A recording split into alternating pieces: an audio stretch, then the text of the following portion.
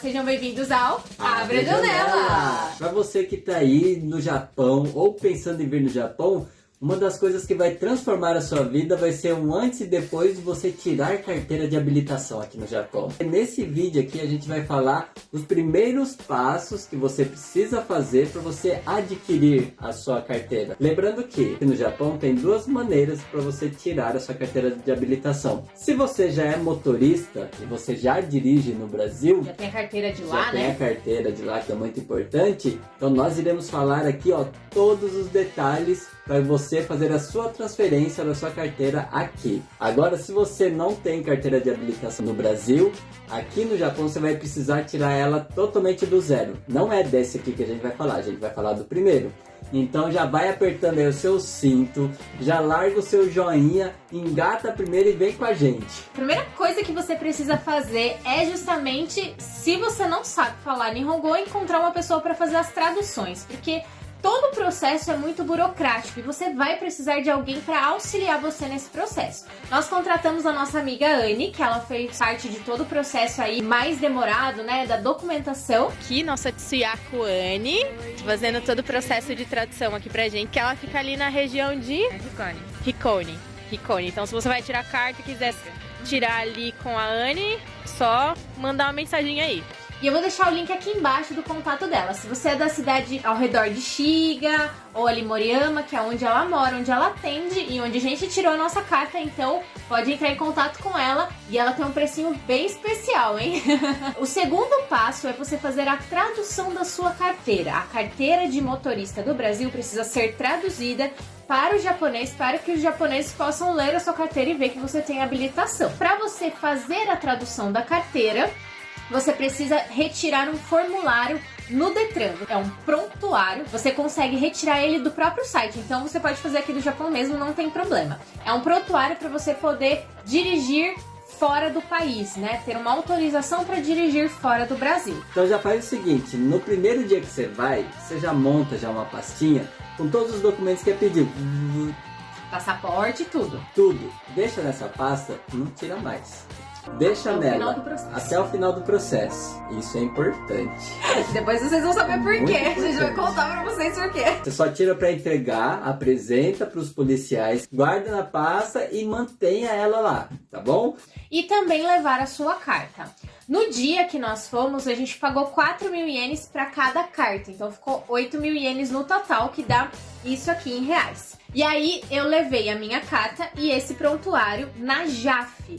JAF é um local onde ele faz essas traduções aí e outras coisas também, mas não é lá que você tira a carta, você só faz a tradução dela. Essa tradução, ela leva mais ou menos de 5 a 10 dias para chegar na tua casa. Só com esse papel da tradução que aí você vai poder dar os próximos passos. Nem precisa ser você a fazer essa tradução, pode ser a pessoa que você contratar para fazer todo esse auxílio. Tem pessoas que trabalham só com isso, que fazem esse tipo de serviço, esse tipo de trâmite. Eu fui, levei a minha carta para tradução e eu levei a do Fabrício. Então eu mesma pude fazer por ele. E eu nem precisava ter ido, a Anne podia fazer pra gente. Na época a gente não sabia. E dica importante, a sua carta ela tem que estar validada no período de validade aí do Brasil. Se ela tiver vencido aí, esquece. Daí você não vai conseguir tirar. Isso até o processo final, ou seja, até você pegar a sua carta do Japão aqui.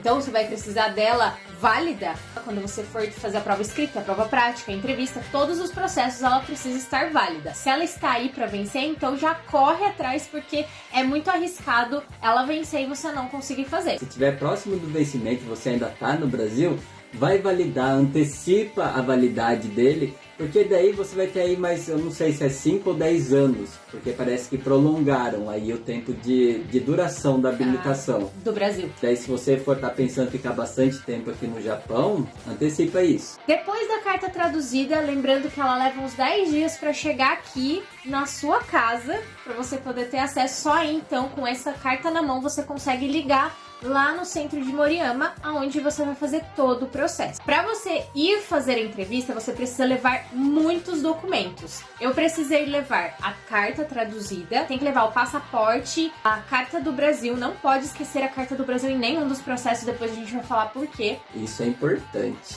Mostrei CPF, RG, tudo que eu tinha de documentação, incluindo o Zero Kado, né, que é o documento aqui do Japão, como se fosse um RG, e também o seu comprovante de residência. Sim, no Brasil, qualquer conta de telefone que você tenha, de luz, de água, ele já serve de comprovante de residência. Mas quando a gente vem aqui para o Japão, você faz um cadastro na prefeitura da cidade onde você vai morar.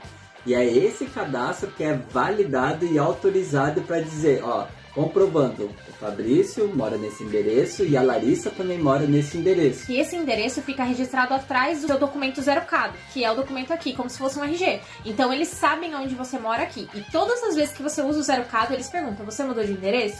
Porque se mudou, você tem que alterar no documento também. Então você vai lá, pega um papelzinho azul com um comprovante de residência. A gente achou que podia levar um só, mas não podia. É um para cada um. Então cada um leva o seu documento separado. E o segundo passo é justamente uma entrevista. Certo. Onde você vai sentar na frente de uma policial ou delegada, não sei. E ela vai responder algumas perguntas. Eu até brinquei com o Fabrício que esse processo foi muito difícil. Porque eu nunca fiz uma prova tão difícil sobre mim mesma que eu não lembrava nada. E aí você responde umas perguntas, mas a gente já vai alertar pra vocês. Vocês têm que lembrar tudo de quando tirou a carta. O dia que tirou a carta do Brasil, como que foi a prova, eles perguntam tudo. Como que foi o processo das aulas, tudo. A gente errou um monte.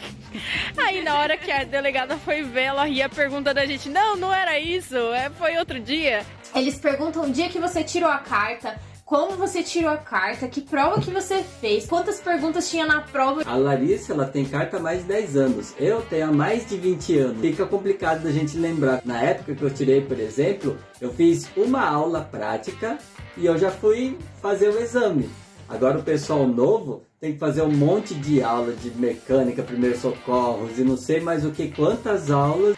Parece até estranho, porque as respostas dele eram totalmente diferentes da minha. Eu falei assim, nossa, o que ela vai pensar, né? O que ela vai achar? Nessa entrevista é importante que tenha realmente uma pessoa fazendo a tradução, porque ela vai perguntar muitas coisas pra você que você não vai saber responder em japonês. Tem até umas perguntas assim, você cometeu infração no Brasil? Daí vocês ficam pensando, e agora, o que eu falo? Gente, fala a verdade. Eles têm como baixar esses dados. Tem acesso, né? Eu, por exemplo, eu já perdi minha carteira por excesso de multa. E eu falei pra ela, eu já perdi minha carteira por excesso de multa, que não sei o que. Daí ela até falou, nossa, aqui no Japão não tem isso, não acontece esse tipo de coisa. Mas isso daí ele não desmerece você e nem despermite você a dirigir aqui no Japão. É muita perguntinha, mas fica tranquilo, porque o processo é bem simples e na verdade eles só querem saber. Depois dessa entrevista, você vai agendar a prova escrita.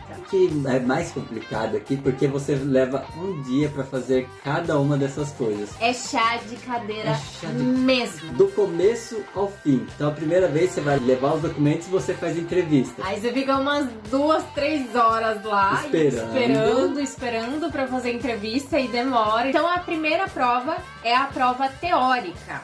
Pra você fazer essa prova, eles não dão papel nenhum, tipo, pra você estudar. Não tem. Você tem só uns papeizinhos lá pra você preencher que eles te entregam, mas você não tem o que estudar. Se você quiser estudar, existe um livrinho que você pode estar comprando no próprio Amazon, que ele é digital mesmo. Aí você compra ele, acho que é baratinho, e você pode estar estudando em casa. Eu vou deixar um link aqui embaixo para vocês desse livrinho que vocês podem estar estudando. Foram 10 questões a prova, mais ou menos fácil, assim. Tinha muita pegadinha e o difícil é que tinha umas placas que a gente não sabia. Caiu essa placa, ó. Essa aqui vermelhinha, tá vendo? E a hora que caiu ela, eu fiquei em pânico. Caiu na minha e caiu na dele também. Eu não sabia o que era. Espero que eu tenha respondido correto. Agora vamos ver o resultado. Todo mundo falou pra gente que a prova é super fácil de fazer, que não tinha problema, que conheciam uma outra pessoa só que não passou na prova escrita. Mas eu não passei. O que acontece é que não é que a prova é difícil, o problema é que a forma com que eles traduzem, ela fica muito estranha. E aí você fica um pouco confuso com o que eles querem dizer. A prova do Fabrício foi bem tranquila, ele passou de primeira. Pra você fazer a prova, você vai pagar 2.550 na primeira etapa. É simples, todo mundo falou pra gente. Ah, é fácil. Eu já tinha falado, né? Não é simples porque você espera.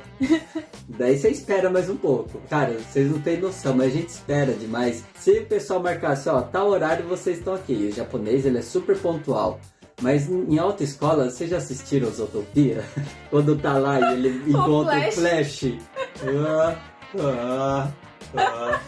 Cara, Igualzinho, é cara, muito. demora Eles não muito. são lerdos, eles fazem as coisas na Rápido, velocidade.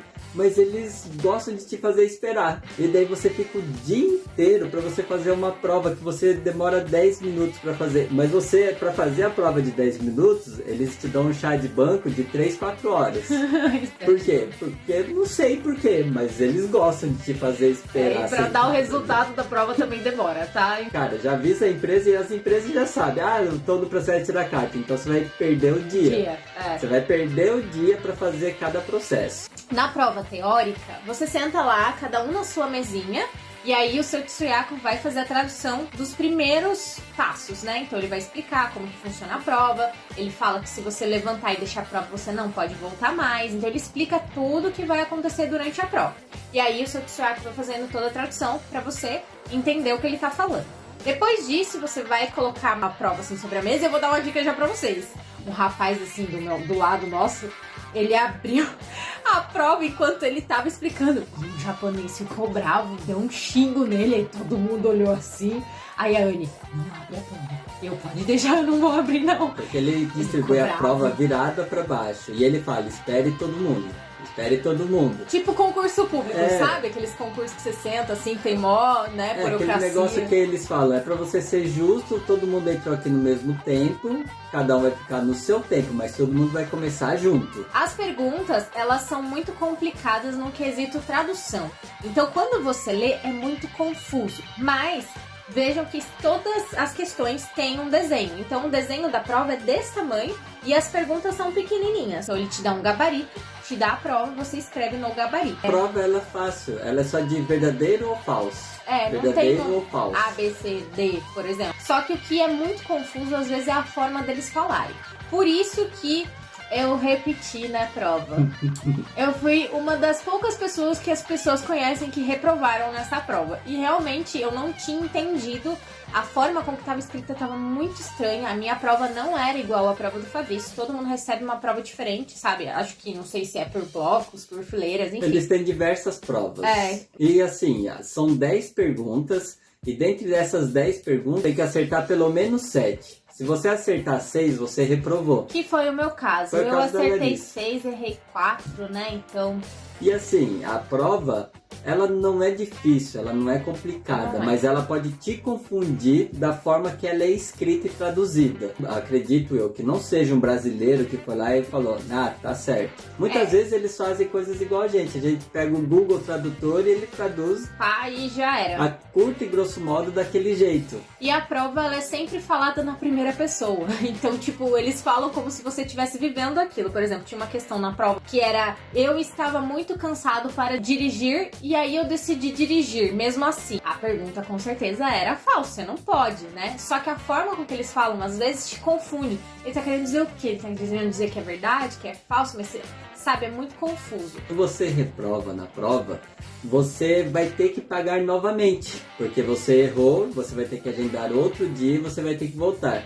Então daí quando a Larissa ela reprovou, ela teve que pagar mais uma vez 2.550 ienes para poder refazer a prova. Quando a Larissa reprovou, ela comprou esse guia de estudo que a gente deixou o link aqui. E ele é baratinho. E ele está informando todas as placas, as leis, tudo que estava na prova. Se você gosta de estudar, se você gosta de se precaver, para você ficar tranquilo nesse momento, vai te ajudar pra caramba. E outra coisa é que eu queria entender a forma com que eles falavam, com que eles colocavam na prova. A forma com que eles escrevem é um pouco confusa. Então eu queria entender, lendo da própria fonte, o que eles queriam dizer nas perguntas. E foi super fácil a segunda prova, foi simples. E se você ler da forma que é certo, depois você vai ver na prova, você não vai ter dúvida nenhuma, é esse aqui. Porque quando você não estuda nada, que foi no nosso caso da primeira vez, você tem, não sei se é 10 ou 20 minutos para fazer a prova. Tinha muito tempo. Eu lia e respondi tudo. Daí eu vi que tinha tempo pra caramba ainda. Vou revisar. Daí eu comecei a revisar e eu comecei a olhar os desenhos. E, gente, normalmente os desenhos, ele vai estar resposta certa. Ele pode estar informando e a pergunta tá errada, a forma que ele colocou ali. Mas o desenho ele vai estar mostrando o correto. O que é certo. O que Isso é me certo. confundiu na primeira vez que eu fiz a prova. Porque eu não sabia se o desenho estava querendo dizer o que era o certo, né? Ou se ele estava colocando ali o que era a pergunta. Então isso me confundiu muito. Mas se você for pelo desenho, é fácil. Pode até fazer um simulado igual a gente fez. Eu vou deixar o link do simulado também na descrição do vídeo para você testar como que são as provas aqui. Nesse simulado tem 50 perguntas, ele é gratuito, você pode testar quantas vezes você quiser e dá para entender um pouco da dinâmica, mas ele também é confuso, igual as perguntas da prova. É o mesmo estilo. Tive clareza mesmo quando eu estudei o livrinho das regras. E foi bom, porque até mesmo para fazer a prova prática ele me ajudou. Eu precisei remarcar e pagar os 2,5, eu fiz de novo a prova e foi muito mais simples por causa do livrinho. Então eu recomendo, se você tiver um pouco inseguro, porque daí você vai economizar. Porque no caso a minha prova ficou 5 mil. Eu pagou 2,5, mas eu paguei 5 mil. 5.100. E se você quer ver o restante desse vídeo que vai estar na parte 2, nós vamos explicar como foi a nossa prova prática, tá? Que é geralmente o que pega mais. Então é só você se inscrever aí no canal para não perder o próximo vídeo, já ativa a sinetinha de notificações. E eu te vejo no próximo vídeo. Atenção a seguir cenas fortes de brasileiros apanhando de máquinas automáticas. Para tirar uma simples foto. Olha a foto da carteira do Fabrício, olha o jeito que ficou. De jeito nenhum. Um pouquinho aqui. É só apertar o verde.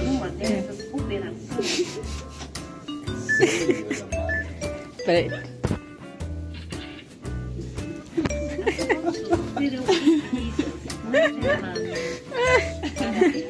Ali a primeira ficou legal. Mais ou menos. A primeira ficou legal. Essa aqui é mais dessa mesmo. Olhando para a lança, vendo o espelho à sua frente. acho que é a terceira ali. Sair a foto desejada, guarde-a para ser imprimida. Eu acho que a terceira ficou melhor. É possível guardar as fotos escolhidas com o botão triangular. Escolhi. Ajuste a linha azul acima do topo da cabeça. Topo? Mas o cabelo. Aí tá bom. Para deslocar as unhas. Azul. É o quadrado. Ajuste a ponta do queixo na linha vermelha. Eu quero que pega minha Utilize o barbinha. botão triangular para deslocar as unhas. Confirme a posição da cabeça e do queixo. A impressão está sendo preparada. Guarda aí, lá. Olha, gente, que horrível que ficou a minha. Eu tentei de tudo quanto é jeito, mas não teve jeito. Ali no espelhinho fica legal e aqui fica horrível. Vamos ver a Experiência aqui, sua. ó. Bem na hora. Daí fica uma luzinha aqui no meio e tira. A impressão vai sair. Ó, foi rápido até, ó. Tudo isso nós pagamos aqui 800 ienes. Colocamos as moedinhas aqui. As Foi fotos impresso. sairão na caixinha do lado de Lindão. fora da cabine. Ixi.